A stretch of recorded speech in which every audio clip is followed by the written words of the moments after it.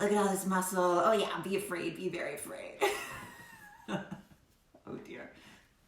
I think I figured it out. Let me know if this is making things look better. I got a little microphone-y thing too that I found in my closet and it doesn't work. Okay, so a little bit of an update on my carnivore journey. It's been a couple of weeks now past New Year's, so a couple of weeks into this. Some people had asked me to talk about why I got into it. So I touched on it a little bit in my last video, but basically I was finding that certain foods, mostly wheat, a naturopath told me that I had a sensitivity to things like chocolate, artificial sweeteners, some whey proteins, that kind of thing, which really sucks. And some of those things were giving me some symptoms. The symptoms that I was experiencing were things like congestion. I had some itchy eyes, watery eyes, yeah, stuffed up. So the day after, usually, that I had something that didn't agree with me, so let's say bread or pizza or something along those lines, I'd wake up feeling almost like hungover. So really sleepy, eyes were really tired, red, itchy, watery, and just sinus congestion. So I felt like I had a cold and it was just really, really bizarre. So I read a lot about the carnivore diet. And so with carnivore, you're basically eliminating all of these things that may not agree with you. I'm gonna put the mic down, this doesn't need to be in my hand.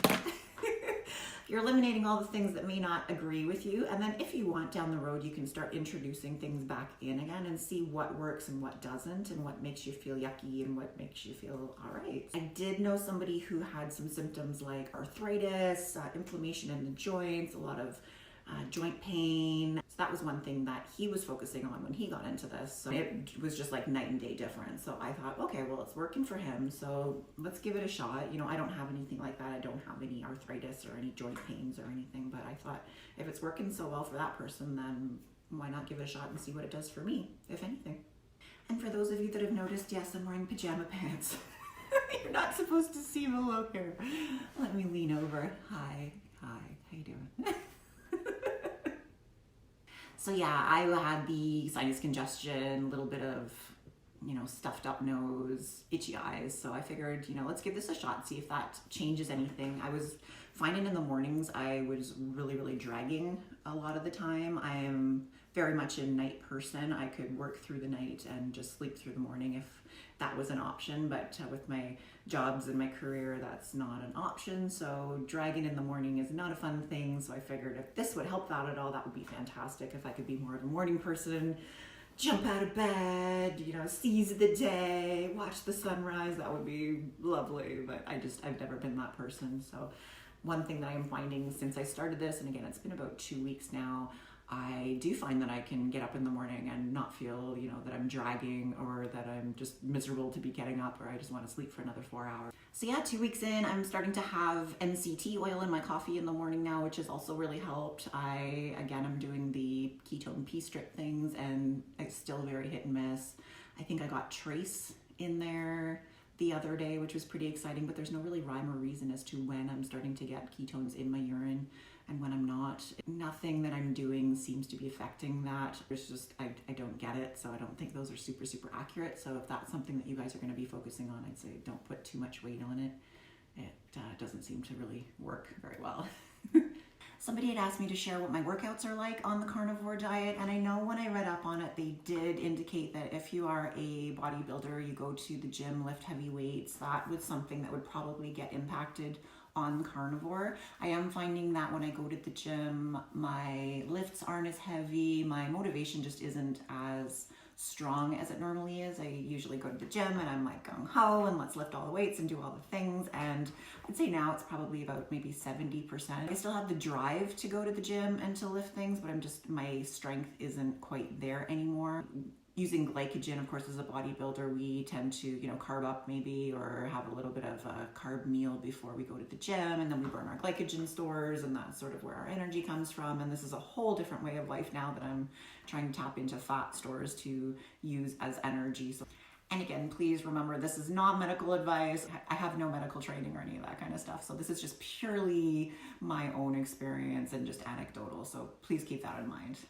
An important thing to note that I did read up on the keto diet is that electrolytes are something that you really, really need to focus on, especially if you're athletic and into fitness, it's something that can be a little bit lacking is the sodium, the potassium, and the magnesium in your diet. So make sure to either supplement with electrolytes or put some Himalayan pink salt in your water.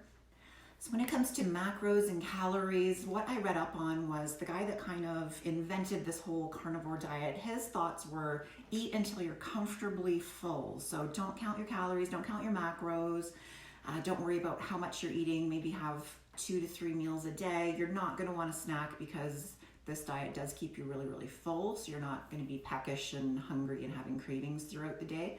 But when you're eating your meals, just eat until you're comfortably stuffed at the beginning of the diet to help prevent some of those symptoms of the keto flu. He says to eat a little bit more than you're comfortable with. So try and push the envelope a little bit at the beginning and eat more than you're used to or more than you maybe want to eat. So that's what I did. And I think that might have contributed maybe to that feeling of almost bloatedness or puffiness that I was feeling. So that's what I did when I started. I didn't have any symptoms of the keto flu, but I do feel like I was eating probably more than I needed to, and I definitely was eating a ton more calories than I'm used to, which isn't necessarily a bad thing. I guess eating more food is great, and I didn't balloon up or anything like that, but I also just didn't feel really, really comfortable eating more food than I'm used to, more calories than I'm used to.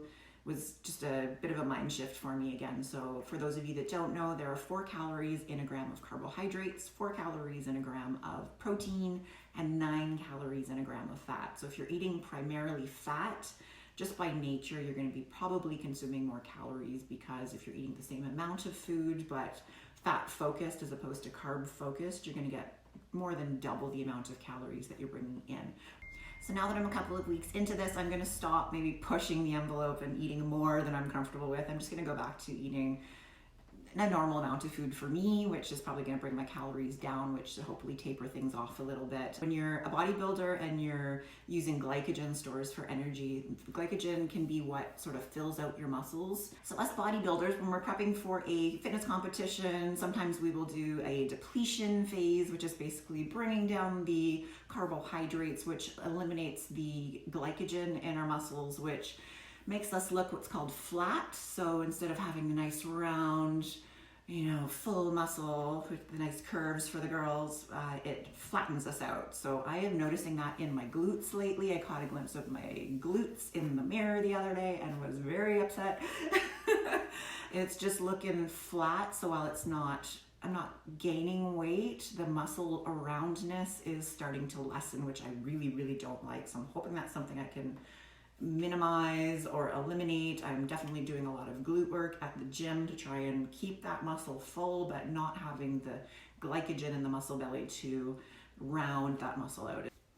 So another thing that I was kind of keeping in the back of my mind was coming from a competitive bodybuilding environment. I did have a lot of muscle on me, and I just, having not competed in the last 2 years, I didn't feel that I needed to be as muscular as I was. It probably isn't showing too much on camera, and maybe I'm not as muscular as I think I am, but I just didn't feel like I needed all that muscle on me anymore. So if I did shrink down a little bit as a result of this, I would be okay with that. I don't want to lose too much muscle, but I don't need to be, I don't want to say blocky, because I don't think I'm blocky, but I do have a lot of muscle on my frame, and I just don't feel that that's necessary for me anymore.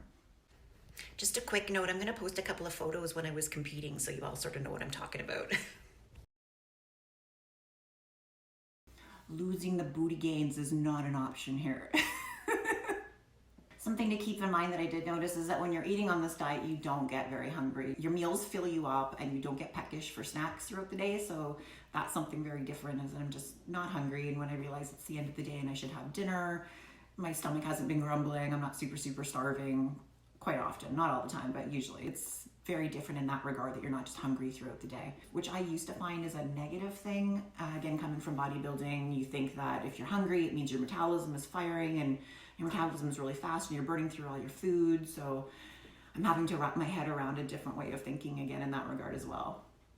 Just to touch on the pee strips a little bit more, the ketone urine strips, I have been using them. They have been not very consistent, not very accurate. I can go a full week without touching a carb, and the pee strips still say there's nothing. So I don't think those are super accurate. The research that I've done into them is that there is a chance that, so when you're eating all the fats and your body is producing ketones for energy, if you are like me and you're at the gym lifting heavy weights, exerting a lot of energy, your body can often burn through all those ketones that you're producing, so there's nothing left over for you to pee out, which I guess would be a good thing. If I'm using up all the ketones and burning off all the stores that I have that I'm using for energy and there's nothing left at the end of the day, I guess I'm doing something right. I don't know if that's true or not. That's what I read online, but take it with a grain of salt.